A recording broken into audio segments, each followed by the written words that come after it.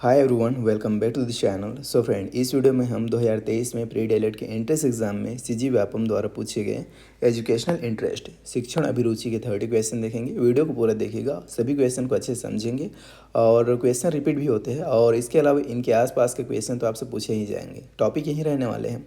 चलिए देखते हैं पहला क्वेश्चन, जो कि ये रहा। काम के लिए भर्ती करते समय आप किसी व्यक्ति में निम्नलिखित में से कौन से गुण देखेंगे? Which of the following qualities will you look out for in a person when recruiting for work? Dedication, hard work, interest in profession, all of the above. तो इसका जो राइट आंसर है क्या हो जाएगा? ऑल ऑफ द एबव हो जाएगा। क्यों? क्योंकि आप काम के लिए जब भर्ती करेंगे तो किसी भी व्यक्ति में समर्पण का गुण होना चाहिए, ये आप देखेंगे। कड़ी मेहनत होना चाहिए, साथ ही साथ पैसे में रुचि है कि नहीं है इसे भी आप देखेंगे, तो ये भी हो जाएगा। इस प्रकार से इसका राइट आंसर क्या हो जाएगा? तो ऑप्शन डी, उपरोक्त सभी। उसके बाद अगला क्वेश्चन है, यहीं पे देखिए। मनोवैज्ञानिक अनुशासन को मानते हैं। Psychologist consider discipline to be doing the right thing only when punished. मतलब सज़ा मिलने पर ही सही काम करना, ऐसा तो नहीं मानते होंगे, ये तो गलत हो जाएगा। उसके अलावा अगला है फॉलो द रूल्स, नियमों का पालन करें। अनुशासन को नहीं मानते ऐसा वैज्ञानिक, मनोवैज्ञानिक। फिर है फॉलो द रूल्स ऑटोमेटिकली, नियमों का स्वतः पालन करें। मनोवैज्ञानिक अनुशासन को क्या मानते हैं? कि नियमों का स्वतः पालन करें, फॉलो द रूल्स ऑटोमेटिकली। इसका राइट आंसर क्या हो जाएगा? ऑप्शन सी हो जाएगा, स्वस्थ रहे, जो ऑप्शन डी है ये भी नहीं होगा। राइट आंसर क्या हो जाएगा? तो ऑप्शन सी। बच्चे की शारीरिक वृद्धि और विकास को प्रभावित करने वाले कारक हैं। Factors which affect a child's physical growth and development are heredity, environment. देखिए, हेरिडिटी मतलब आनुवंशिकता भी इफ़ेक्ट करता है और इन्वायरमेंट मतलब वातावरण भी इफ़ेक्ट करते हैं। लेकिन यहाँ पे अलग अलग ऑप्शन में आपको नहीं चुनना है। यहाँ पे देखेंगे आप अगले ऑप्शन में, तो नेदर हेरिडिटी नॉर इन्वायरमेंट, ये तो गलत हो जाएगा। इसका मतलब ये हुआ कि ना आनुवंशिकता ना पर्यावरण, जबकि दोनों प्रभावित करता है, अभी मैंने आपको बताया। तो राइट आंसर क्या हो जाएगा? ऑप्शन डी को देखें, बोथ हेरिडिटी एंड इन्वायरमेंट। आनुवंशिकता और पर्यावरण दोनों क्या करता है? बच्चे की शारीरिक वृद्धि और विकास को प्रभावित करता है। ऑप्शन डी इस क्वेश्चन का राइट आंसर हो जाएगा। उसके बाद अगला क्वेश्चन है, देखिए। प्राथमिक संवेदी अंगों द्वारा सीखी जाने वाली चीज़ों की धारणा से किस प्रकार की शिक्षा का संबंध है? Which type of learning is concerned with perception of things to be learned by primary sensory organs? Sensory, cognition, verbal, discrimination. संवेदी, अनुभूति, मौखिक, भेदभाव। अब इसमें देखिए, व्यापम ने इसका राइट आंसर लिया था ऑप्शन बी को, अनुभूति को। ये आंसर किसके द्वारा लिया गया था? व्यापम के द्वारा। किसके द्वारा लिया गया था? तो व्यापम के द्वारा इस आंसर को सिलेक्ट किया गया है, राइट किया गया है। जबकि इसका राइट आंसर होना चाहिए ऑप्शन ए, संवेदी। प्राथमिक संवेदी अंगों द्वारा सीखी जाने वाली चीज़ों की धारणा से किस प्रकार की शिक्षा का संबंध है? तो संवेदी शिक्षा। इसका राइट आंसर क्या होना चाहिए? ऑप्शन ए होना चाहिए। चलिए आगे बढ़ते हैं और देखते हैं अगला क्वेश्चन, जो कि ये रहा। सीखने का कौन सा हस्तांतरण ज्ञान और विचारों के हस्तांतरण को संदर्भित करता है, जहां सीखने वाला स्थानांतरण करने में एक ही व्यवहारिक श्रेणी में रहता है? Which transfer of learning refers to the transfer of knowledge and ideas where the learner stays within the same behavioral category in making the transfer? Positive transfer, vertical transfer, zero transfer या horizontal transfer? सकारात्मक स्थानांतरण, कार्य क्षेत्र स्थानांतरण, शून्य स्थानांतरण या क्षैतिज स्थानांतरण? तो देखिए, इसका राइट आंसर जो होगा वो होगा ऑप्शन डी, क्षैतिज स्थानांतरण, हॉरिजॉन्टल ट्रांसफ़र। इसको एक एग्जांपल से समझिए। जैसे आपने क्लास में क्या सीखा? जोड़ घटा गुणा भाग सीखा, और आप मार्केट गए। आप वहाँ पे सामान खरीदते वक्त पैसों के हिसाब किताब करते समय आप उसका इस्तेमाल कर रहे हैं, उसी नॉलेज का। तो ये क्या होता है? क्षैतिज स्थानांतरण होता है, हॉरिजॉन्टल ट्रांसफ़र ऑफ लर्निंग होता है। ऑप्शन डी इसका सही आंसर हो जाएगा। उसके बाद नेक्स्ट क्वेश्चन है, देखिए। संचार के संदर्भ में शिक्षण और सीखने के अधिकांश ऑनलाइन प्लेटफॉर्म है। In terms of communication, most online platforms of teaching and learning are synchronous, asynchronous, one-to-one, tied to specific time frame। तुल्यकालिक, अतुल्यकालिक, एक से कोई नहीं, विशिष्ट समय सीमा के लिए। तो इसका जो राइट आंसर है वो हो जाएगा ऑप्शन बी, अतुल्यकालिक। एसिंक्रोनस ये क्या होता है, यहाँ पे देखिए सीखने वाला और सिखाने वाला दोनों एक साथ प्रेजेंट नहीं होता है। जैसे आप इस क्लास को देख रहे हैं, मैं वहाँ पे प्रेजेंट नहीं हूँ, लेकिन आप सीख रहे हैं वीडियो के माध्यम से, तो ये क्या होता है, एसिंक्रोनस होता है, अतुल्यकालिक होता है। ऑप्शन बी इसका सही आंसर हो जाएगा। क्लियर है। आप विद्यालय में शिक्षक हैं, आप पिछले 2 वर्षों से छात्रों को रसायन शास्त्र पढ़ा रहे हैं। हाल ही में भौतिकी के शिक्षक ने इस्तीफा दे दिया है और प्रधानाचार्य ने आपको कुछ दिनों के लिए विषय पढ़ाने के लिए कहा, मतलब फिजिक्स पढ़ाने के लिए कहा। जब तक कि कोई प्रतिस्थापन नहीं मिला, आप इसे अस्वीकार करते हैं, इसे स्वीकार करते हैं, क्रोधित होते हैं क्योंकि यह आपका विषय नहीं है। उपरोक्त में से कोई नहीं। You are a teacher at school.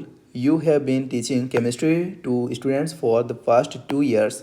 Recently, the physics teacher resigned and the principal asked you to teach the subject for a few days until the placement was found. You reject it with, आप इसे अस्वीकार करते हैं, अस्वीकार तो करना नहीं है, एक्सेप्ट इट, आप इसे क्या करते हैं, इसे स्वीकार करते हैं। राइट आंसर क्या हो जाएगा, ऑप्शन बी। आपको कोई भी एंगल से क्रोधित भी नहीं होना है, क्रोधित होते हैं क्योंकि यहाँ आपका विषय नहीं है, ऐसा नहीं करना है। उपरोक्त में से कोई नहीं भी नहीं होगा, ऑप्शन बी इसका सही आंसर हो जाएगा। चलिए आगे बढ़ते हैं और देखते हैं अगला क्वेश्चन, जो कि ये रहा आपके सामने। सवाल है, स्मृति स्तर और समझ स्तर के शिक्षण मॉडल के वाक्य विन्यास में कौन सा चरण प्रमुख है। Which step is prominent in the syntax of teaching model of memory level and understanding level? Planning, योजना, exploration, अन्वेषण, प्रेजेंटेशन, प्रस्तुति, नन ऑफ द एबव, उपरोक्त में से कोई नहीं। तो इसमें आप लोग याद रखेंगे, इसमें जो प्रमुख चरण है कौन सा है, तो ऑप्शन सी प्रस्तुति, प्रेजेंटेशन। उसका बाद नेक्स्ट क्वेश्चन है, कक्षा संचार की शुरुआत खालिस्तान से करना बेहतर है। It is preferable to start the classroom communication with listening commands, आज्ञा सुनना, अनेक्डोट्स, उपाख्यान, अनरिलेटेड क्वेश्चन, असंबंधित प्रश्न, कैजुअल कमेंट्स, आकस्मिक टिप्पणियाँ। इसमें जो सबसे बेस्ट और सही है वो क्या है, तो उपाख्यान, अनेक्डोट्स। ये क्या होता है, आप कक्षा संचार की शुरुआत किससे करेंगे, किसी भी कहानी को सुनाकर या किसी घटना को वहाँ पे बताकर। ये क्या होता है, उपाख्यान होता है, अनेक्डोट्स होता है। और ये क्या है, बेहतर है। तो ऑप्शन बी इसका राइट आंसर हो जाएगा। अनेक्डोट्स कहने का मतलब उपाख्यान। क्लियर है। निम्नलिखित में से किस कौशल में पूर्व ज्ञान का परीक्षण आता है। In which of the following skill testing of previous knowledge comes. Skill of demonstration, प्रदर्शन का कौशल, स्किल ऑफ इंट्रोडक्शन, परिचय का कौशल, स्किल ऑफ स्टिमुलेशन वेरिएशन, उत्तेजना भिन्नता का कौशल, स्किल ऑफ क्लोजर, बंद करने का कौशल। तो पूर्व ज्ञान का परीक्षण आप किस में करते हैं, तो आप करते हैं स्किल ऑफ इंट्रोडक्शन, परिचय कौशल में। राइट आंसर क्या हो जाएगा, ऑप्शन बी इसका सही आंसर हो जाएगा। ये क्वेश्चन माइक्रो टीचिंग से पूछा गया है। ठीक है। अगला क्वेश्चन है यहाँ पे, आप केवल हिंदी जानते हैं, आप अगले महीने तमिलनाडु जा रहे हैं क्योंकि वहाँ आपकी नौकरी है। आप, you only know Hindi, you are going to Tamil Nadu next month as you have a job there, you go learn their language while you are there. जब आप वहाँ हो तो उनकी भाषा सीखें। इससे काम चल जाएगा क्या, नहीं चलेगा। उसके बाद अगला ऑप्शन है, स्टार्ट लर्निंग तमिल, तमिल सीखना शुरू करें। हाँ, सबसे बेस्ट ये है, आपको जब पता चल ही गया है कि आप सिर्फ हिंदी जानते हैं और आपको कहाँ जाना है, अगले महीने जाना है तमिलनाडु, जहाँ पे तमिल मैंडेटरी है। तमिल के बिना आप वहाँ पे बात नहीं कर सकते, कम्युनिकेट नहीं कर सकते। तो सबसे बेहतर तरीका क्या है, आप अभी से तमिल सीखना शुरू कर दें। स्टार्ट लर्निंग तमिल, ये सबसे बेस्ट होगा। राइट आंसर क्या हो जाएगा, ऑप्शन बी। चलिए देखते हैं अगले ऑप्शन में क्या कहता है, तुरंत अपनी नौकरी छोड़ दो क्योंकि तुम तमिल नहीं सीख सकते। क्यों नहीं सीख सकते, सीख सकते अभी। Right away quite your job because you can not learn Tamil, ये तो गलत हो जाएगा। उपरोक्त में से कोई नहीं, नन ऑफ द अबव ही नहीं होगा। ठीक है, तमिल सीखना शुरू करें, ये इसका सही आंसर हो जाएगा। चलिए आगे बढ़ते हैं और अगला क्वेश्चन देखते हैं। एक शिक्षक छात्रों के 6 समूह बनाने का निर्णय लेता है और चर्चा और रिपोर्टिंग के लिए प्रत्येक समूह को एक उप विषय प्रदान करता है। इस संबंध में किस प्रकार का संचार मॉडल उसकी रणनीति का सबसे अच्छा वर्णन करेगा। A teacher decides to form 6 groups of students and assigns a sub-theme to each group for discussion and reporting. Which kind of communication model will be best to describe his/her strategy in this regard? Transactional models, interactional models. अब Hindi English दोनों तो same ही लिखा है इसमें, क्या हिंदी क्या English. देखिए इधर इंटरेक्शनल मॉडल लिखा है, इधर भी इंटरेक्शनल मॉडल लिखा है। हॉरिजॉन्टल मॉडल, हाँ इसको लिखा है अभी क्षैतिज मॉडल। फिर है लीनियर मॉडल, रैखिक मॉडल। तो इसका जो राइट आंसर व्यापम द्वारा लिया गया था उसको मैं आपको पहले बता देता हूँ, जो कि है option A. Option A transactional model, जो कि राइट आंसर किसके द्वारा लिया गया था, तो व्यापम द्वारा लिया गया था। ठीक है, व्यापम द्वारा लिया गया राइट आंसर, जबकि इसका राइट आंसर होना चाहिए ऑप्शन बी इंटरेक्शनल मॉडल। इसका राइट आंसर क्या होना चाहिए, तो ऑप्शन बी होना चाहिए इंटरेक्शनल मॉडल। ठीक है,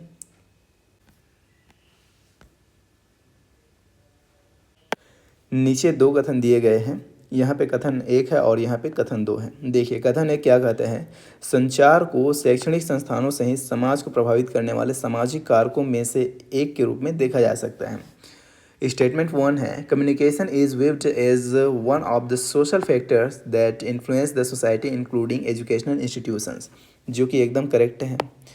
कथन दो है, संचार उस मामले के लिए किसी भी समाज की सांस्कृतिक सेटिंग्स को विकसित करने, बनाए रखने और बदलने में मदद नहीं करता। क्या बोला गया है, मदद नहीं करता बोला गया है। Communication does not help develop, maintain and change cultural settings of any society for that matter. ये गलत है। ये क्या है, ये गलत है। मदद करता है, यहाँ पे बोला गया है मदद नहीं करता है। अब नीचे बोलता है, देखिए उपरोक्त कथनों के आलोक में नीचे दिए गए विकल्पों में से सबसे उपयुक्त उत्तर चुनें।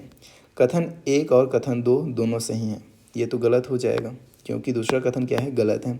कथन एक और कथन दो दोनों गलत हैं। नहीं भाई, ये भी गलत हो जाएगा। ऑप्शन सी है, कथन एक सही है लेकिन कथन दो क्या है, गलत है। तो इस क्वेश्चन का राइट आंसर हो जाएगा ऑप्शन सी। ठीक है, चलिए आगे बढ़ते हैं और देखते हैं नेक्स्ट क्वेश्चन, जो कि ये रहा आपके सामने। पदोन्नति के लिए अर्हता प्राप्त करने के लिए आपको 1 महीने के भीतर एक कोर्स पूरा करना है जिसे आप चाहते थे कि आपकी प्रतिक्रिया होगी। You are to complete a course within a month to qualify for a promotion that you wanted. Your response will be, take the entire 1 month time to complete the course. Course पूरा करने के लिए पूरे 1 महीने का समय लें। अगला है, complete the course at early as possible. पाठ्यक्रम को यथाशीघ्र पूरा करें। ठीक है, ऑप्शन बी ज़्यादा सही लग रहा है। सी है फिर, complete the course at early as possible and also refer to other sources for more information. ये भी अच्छा लग रहा है। पाठ्यक्रम को यथाशीघ्र पूरा करें और अधिक जानकारी के लिए अन्य स्रोतों का भी संदर्भ लें। हाँ, बी से ज़्यादा अच्छा ये लग रहा है। अगला है, ask for more time to complete the courses as you want to be through with it. पाठ्यक्रम को पूरा करने के लिए अधिक समय मांगिए क्योंकि आप इसके साथ संपूर्ण होना चाहते हैं। अब इसमें देखिए, व्यापम ने इसका राइट आंसर लिया था ऑप्शन बी को। व्यापम द्वारा लिया गया आंसर है ऑप्शन बी। ठीक है, ये आंसर लिया गया था व्यापम द्वारा, जबकि इसका राइट आंसर क्या होना चाहिए, जो ज़्यादा अप्रोप्रिएट है, वो है ऑप्शन सी। पाठ्यक्रम को यथाशीघ्र पूरा करें और अधिक जानकारी के लिए अन्य स्रोतों का संदर्भ लें। ये क्या है, ज़्यादा सही है। फिर है अगला क्वेश्चन, आप लंबे समय से बेरोजगार हैं और अब आपको किंडरगार्टन में नौकरी का प्रस्ताव मिला है, लेकिन आप बच्चों के साथ रहना पसंद नहीं करते हैं। इसलिए you have been unemployed for a long time and now you have received a job offer in a kindergarten, but you do not like being with children, so you reject the job offer। आप नौकरी की पेशकश को अस्वीकार करते हैं। B, you accept it only for a short time। आप इसे थोड़े समय के लिए ही स्वीकार करते हैं। C, you accept it and try to have fun with the kids। आप इसे स्वीकार करते हैं और बच्चों के साथ मस्ती करने की कोशिश करते हैं। नन ऑफ दी एबव, उपरोक्त में से कोई नहीं। तो इसमें जो सबसे सुटेबल आंसर है वो कौन सा है, तो ऑप्शन सी। आप इसे स्वीकार करते हैं और बच्चों के साथ मस्ती करने की कोशिश करते हैं। You accept it and try to have fun with the kids. Clear है, चलिए आगे बढ़ते हैं और देखते हैं अगला क्वेश्चन, जो कि ये रहा। यदि एक शिक्षक कक्षा में एक समस्याग्रस्त बच्चे को पाता है तो उसे क्या करना चाहिए। If a teacher finds a problematic child in the class, what should he do. Send the child back to home immediately.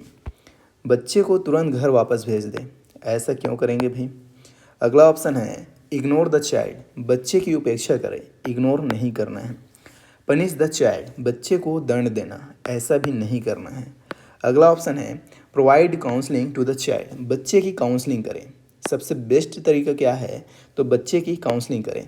आखिर उसको क्या समस्या है, क्या परेशानी है, ये जानने का प्रयास करें और फिर अकॉर्डिंगली उसको टीच करें, अकॉर्डिंगली उसको सिखाएं। उसके हिसाब से उसके लर्निंग में, उसके अधिगम में, उसके सीखने में उसकी सहायता करें। राइट आंसर क्या हो जाएगा, ऑप्शन डी, बच्चे की काउंसलिंग करें। चलिए आगे बढ़ते हैं और देखते हैं नेक्स्ट क्वेश्चन, जो कि ये रहा। सवाल है यहाँ पे, बच्चों के बारे में निम्नलिखित में से कौन सा कथन सही है।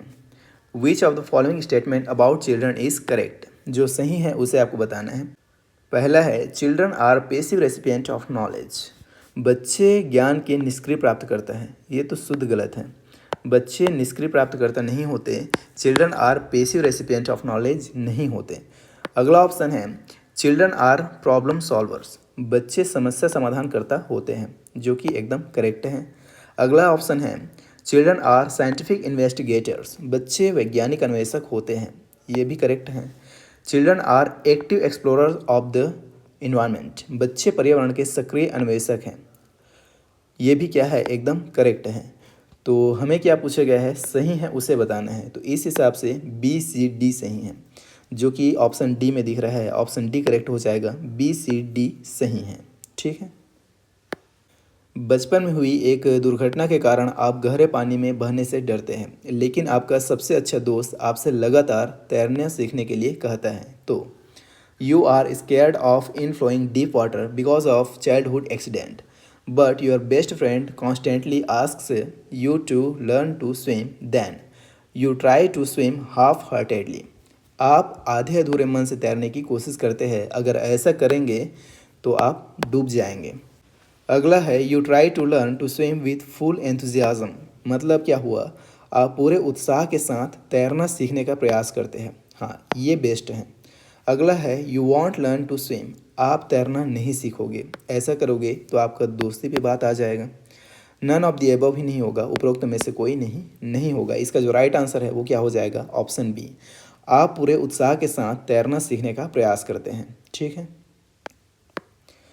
चलिए अगला क्वेश्चन देखते हैं, जो कि ये रहा आपके सामने। निम्नलिखित में से कौन समस्या समाधान में बाधा नहीं है। जो समस्या समाधान में बाधा नहीं है, मतलब समस्या समाधान में जो सहायक है, उसे आपको बताना है। Which one of the following is not an obstacle in problem solving. Anxiety, चिंता, ये तो समस्या समाधान में बाधक होगा। जब आप चिंता करेंगे तो आप कैसे समस्या का समाधान करेंगे। निगेटिव मेंटल सेट, नकारात्मक मानसिक सेट, आप नकारात्मक सोच के साथ समस्या समाधान कैसे कर सकते हैं। अगला है इंसाइट, सूझ। ये सूझ क्या होता है, तो ये एक प्रकार से होता है आहा मोमेंट।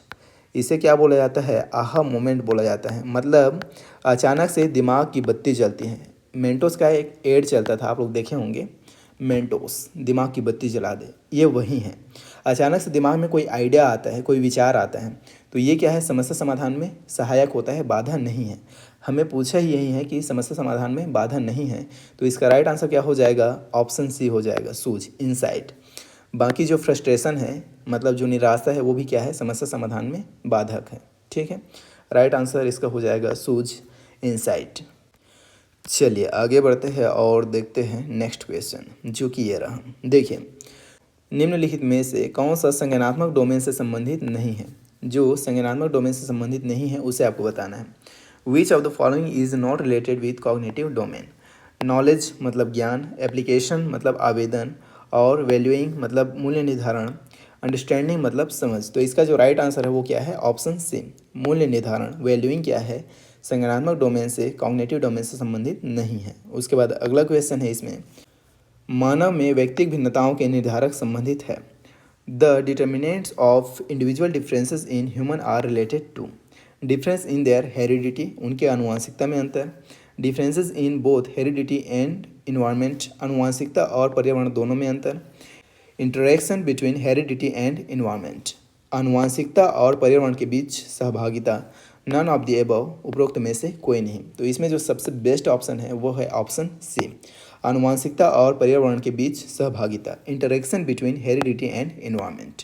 ऑप्शन सी इस क्वेश्चन का राइट आंसर हो जाएगा। चलिए अगला क्वेश्चन देखते हैं, जो कि ये रहा आपके सामने। इस प्रकार की काउंसलिंग में वे लोग शामिल होते हैं जो स्कूल छोड़ देते हैं और जिनकी कठिनाइयाँ अधिक गंभीर होने की संभावना होती है। किस प्रकार की काउंसलिंग में वहीं आपको चुनना है। देखिए, this type of counselling involves people who drop out from school and whose difficulties are likely to be more severe. Community based counseling, समुदाय आधारित परामर्श, या फिर स्कूल बेस्ड काउंसलिंग, स्कूल आधारित परामर्श, बोथ ए एंड बी, दोनों, मतलब ए और बी दोनों। उसके बाद अगला है नन ऑफ द एबव, उपरोक्त में से कोई नहीं। तो इसका जो राइट आंसर है वो हो जाएगा ऑप्शन ए, समुदाय आधारित परामर्श, कम्युनिटी बेस्ड काउंसलिंग। ठीक है। यदि आप धीमी गति से टाइप कर रहे हैं जो आपकी पिछली नौकरियों में धीमी वृद्धि का मुख्य कारण है, तो if you are typing at slow desktop typing speed which is the main reason for slow growth at your previous jobs, then you will try to improve your typing speed half-hearted. आप आधे अधूरे मन से अपनी typing सुधारने की कोशिश करेंगे। आप आधे अधूरे मन से अगर टाइपिंग की गति सुधारने की कोशिश करेंगे तो क्या ही सुधार पाएंगे। अगला ऑप्शन है you will fully focus to improve your typing speed. आप अपनी गति सुधारने के लिए, मतलब टाइपिंग गति में सुधार करने के लिए पूरी तरह से ध्यान केंद्रित करेंगे। अगला है यू डू नथिंग, आप कुछ नहीं करते हैं। नन ऑफ द अबव, उपरोक्त में से कोई नहीं। तो इसमें जो सही आंसर है वो क्या है, ऑप्शन बी, आप अपनी टाइपिंग गति में सुधार करने के लिए पूरी तरह से ध्यान केंद्रित करेंगे। You will fully focus to improve your typing speed. कौशल प्राप्त करने के लिए एक व्यक्ति अंतर्निहित क्षमता के रूप में जाना जाता है। An individual underlying potential for acquiring skills are known as intelligence, बुद्धि, personality, व्यक्तित्व, एप्टीट्यूड, योग्यता, वैल्यू, मूल्य। तो कौशल प्राप्त करने के लिए एक व्यक्ति अंतर्निहित क्षमता के रूप में जो जाना जाता है वो क्या होता है, वो होता है योग्यता, एप्टीट्यूड। क्या होता है, योग्यता होता है, एप्टीट्यूड होता है। ऑप्शन सी इस क्वेश्चन का राइट आंसर हो जाएगा। किस प्रकार का ध्यान एक व्यक्ति को एक कार्य सौंपने के लिए अपनी इच्छा शक्ति का प्रयोग करता है। Which type of attention makes an individual exercise his willpower in a single act to assign a work? Implicit, निहित, non-formal education, अनौपचारिक शिक्षा, involuntary, अनैच्छिक, या explicit, स्पष्ट। तो इसका जो राइट आंसर है वो हो जाएगा निहित, implicit। राइट आंसर क्या हो जाएगा, ऑप्शन ए, निहित, implicit। ठीक है। यह महत्वपूर्ण है कि एक शिक्षक बुद्धि भागफल IQ के इंटेलिजेंट क्वोशेंट के आधार पर बच्चों को निश्चित समूह में अलग न करें। It is important that the teacher does not segregate children into fixed group based upon intelligence quotient IQ as it is inconvenient for teachers। यह शिक्षकों के लिए असुविधाजनक है। बी है it is inconvenient for schools, यह विद्यालयों के लिए असुविधाजनक है। सी है it does not allow children to compete among themselves across group, यह बच्चों को समूहों में आपस में प्रतिस्पर्धा करने की अनुमति नहीं देता है। उसके बाद अगला ऑप्शन है the concept of IQ is not stable and it also leads to labelling of children. IQ की अवधारणा स्थिर नहीं है और इससे बच्चों पर लेबलिंग भी होती है। जी हाँ, राइट आंसर क्या हो जाएगा, ऑप्शन डी हो जाएगा। IQ की अवधारणा स्थिर नहीं है और इससे बच्चों पर लेबलिंग भी होता है, जो कि आपको नहीं करना है। ठीक है। अगला क्वेश्चन है यहाँ पे देखिए, प्राथमिक कक्षा के बच्चों को पढ़ाने की उपयुक्त विधि है। Suitable method of teaching primary class children is trial and error method, परीक्षण और त्रुटि विधि, जी नहीं। इमिटेशन मेथड, नकल विधि, ये भी नहीं होगा। लेक्चर मेथड, व्याख्यान विधि, ये तो हाई स्कूल का काम है। अगला है play way method, play way विधि। राइट आंसर क्या हो जाएगा, ऑप्शन डी इस क्वेश्चन का राइट आंसर हो जाएगा, प्ले वे मेथड। बात किसका चल रहा है, तो प्राथमिक कक्षा के बच्चों का बात चल रहा है। किसका बात चल रहा है, तो प्राथमिक कक्षा के बच्चों का बात चल रहा है, इसलिए राइट आंसर हो जाएगा ऑप्शन डी। क्लियर है। अवधारणात्मक संगठन के गेस्टाल्ट सिद्धांत का कौन सा नियम बताता है कि यदि पर्याप्त आकार का संकेत दिया जाता है तो लोग लापता जानकारी को भरकर संपूर्ण अनुभव करते हैं। Which law of Gestalt principle of the perceptual organization states that if enough shape is indicated, people perceive the whole by feeling the missing information? Law of closure, पूर्ति नियम, क्लोजर का नियम। लॉ ऑफ सिमिलैरिटी, समानता का नियम। Law of proximity, निकटता का नियम। लॉ ऑफ कॉमन फेट, सामान्य भाग्य का नियम। तो इसका राइट आंसर हो जाएगा ऑप्शन ए, पूर्ति नियम, क्लोजर का नियम। अब ये है क्या उसे समझिए। जैसे देखिए यहाँ पे मैं एक चित्र ड्रॉ करता हूँ, आप बताना वो चित्र कौन सा है। यहाँ पे मैंने एक चित्र ड्रॉ किया है। आप सभी लोगों के दिमाग में आ रहा होगा कि ये एक सर्कल है, ये एक वृत्त है। जी हाँ, ये क्या है, वृत्त है। लेकिन ये पूरा वृत्त है क्या, नहीं है। इसमें देखिए जो भी खाली जगह है, जो भी यहाँ पे ये सब खाली जगह है, इसको आपके दिमाग ने क्या कर दिया, पूरा कर दिया। क्या कर दिया, पूरा कर दिया, और इस आकृति को एक वृत्त मान लिया। यही क्या है, तो यही है क्लोजर का नियम, पूर्ति नियम, जो कि इस सवाल में पूछा गया है। इसका राइट आंसर हो जाएगा ऑप्शन ए। क्लियर है। इसको आपके दिमाग ने क्या अज्यूम किया, तो इसको आपके दिमाग ने अज्यूम किया सर्कल। क्लियर है। कक्षा में छात्रों द्वारा प्रभावी ढंग से सुनना है। The key to effective listening by student in a classroom is sympathy towards the teacher, शिक्षक के प्रति सहानुभूति, इंटरेस्ट इन इनफॉर्मल एजुकेशन, अनौपचारिक शिक्षा में रुचि, एम्पैथेटिक लर्निंग, सहानुभूतिपूर्ण शिक्षा, डिज़ायर टू मेमोराइज, याद करने की इच्छा। तो इसमें जो सबसे सुटेबल है वो कौन सा है, ऑप्शन सी, सहानुभूतिपूर्ण शिक्षा, एम्पैथेटिक लर्निंग। ऑप्शन सी इस क्वेश्चन का राइट आंसर हो जाएगा। उसके बाद देखते हैं अगला क्वेश्चन, जो कि इस क्लास का लास्ट क्वेश्चन होने वाला है। देखिए, आपका एक सहकर्मी आपसे काम के घंटों के दौरान उसके निजी काम में मदद करने के लिए कहता है, आप क्या करेंगे। One of your colleagues ask you to assist him in his personal work during working hours, what will you do. You will help him immediately, आप उसकी तुरंत मदद करेंगे। You will tell him to wait and help him after working hours, आप उसे काम के घंटों के बाद इंतज़ार करने और उसकी मदद करने के लिए कहेंगे। You will not help him at all as it is his personal work, आप उसकी बिल्कुल भी मदद नहीं करेंगे क्योंकि यह उसका निजी काम है। You will tell him that he should not be asking people to help him with his personal work, आप उसे बताएंगे कि उसे अपने निजी काम में लोगों की मदद नहीं मांगनी चाहिए, लोगों से मदद नहीं मांगनी चाहिए। तो इसका जो सबसे सुटेबल राइट आंसर है वो है ऑप्शन बी। आप क्या करेंगे, आप उसे काम के घंटों के बाद इंतज़ार करने और उसकी मदद करने के लिए कहेंगे। आप उसे बोलेंगे कि ठीक है भैया, अभी काम चल रहा है, काम कंप्लीट हो जाएगा, ड्यूटी का टाइम ओवर हो जाएगा, तो आप बाद में आना, हम आपकी मदद ज़रूर करेंगे। ये इसका राइट आंसर हो जाएगा। तो इस तरह से हमने सीजी व्यापम द्वारा प्री डीएलएड के एंट्रेंस एग्जाम 2023 में पूछे गए शिक्षण अभिरुचि एजुकेशनल इंटरेस्ट के 30 क्वेश्चन देखें। एंड डेफिनेटली सभी क्वेश्चन आपको अच्छे से समझ में आया होगा। वीडियो पसंद आया तो लाइक कीजिएगा, और आगे आने वाले क्लासेस के लिए, प्री डीएलएड की तैयारी के लिए, बीएड की तैयारी के लिए आप चैनल को सब्सक्राइब करना ना भूलें। बाकी हम आपसे मिलते हैं नेक्स्ट वीडियो में। Till then take care and bye.